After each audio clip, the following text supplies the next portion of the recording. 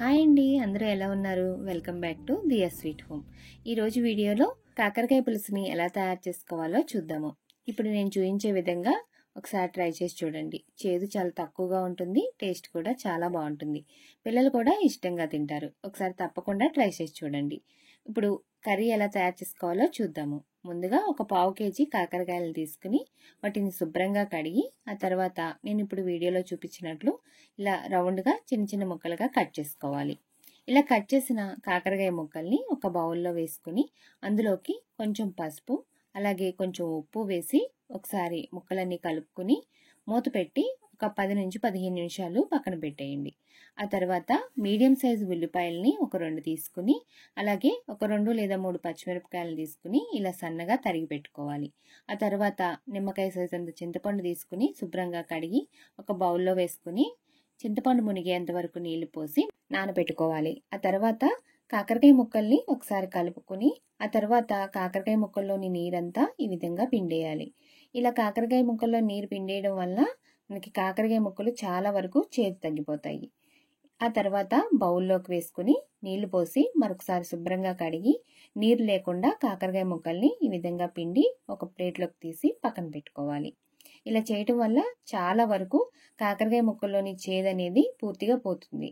మీకు ఈ కర్రీ తింటున్నప్పుడు చేదుగా కూడా అనిపించదు.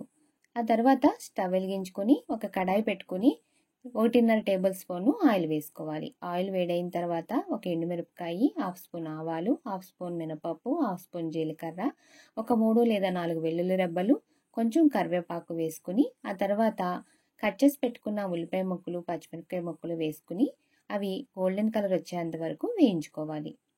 ఉల్లిపాయ ముక్కలు ఈ విధంగా వేగిన తర్వాత ఇందులోకి కట్ చేసి పెట్టుకున్న కాకరకాయ ముక్కలను కూడా వేసుకోవాలి. కాకరకాయ ముక్కలు వేసిన తర్వాత ఒక 2 నిమిషాల పాటు వేయించుకోవాలి. ఇలా వేగిన తర్వాత ఇప్పుడు ఇందులోకి కొంచెం పసుపు అలాగే రుచికి సరిపడినంత ఉప్పు, రుచికి సరిపడినంత కారము వేసుకుని ఒకసారి కలుపుకొని మూత పెట్టేసి సిమ్లో పెట్టుకుని ఒక 2 నిమిషాల పాటు కర్రీని మగ్గనివ్వాలి.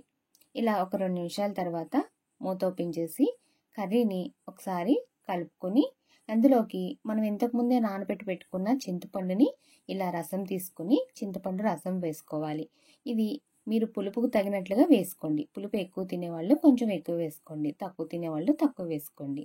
ఇప్పుడు ఇందులోకి ఒక స్పూను బెల్లం కూడా వేసుకుని ఒకసారి బాగా కలుపుకొని మూత పెట్టి ఒక 2-3 నిమిషాల పాటు బాగా ఉడకనివ్వాలి. మనకి ఈ పులుసు అంతా దగ్గర పడి ఈ విధంగా అవుతుంది.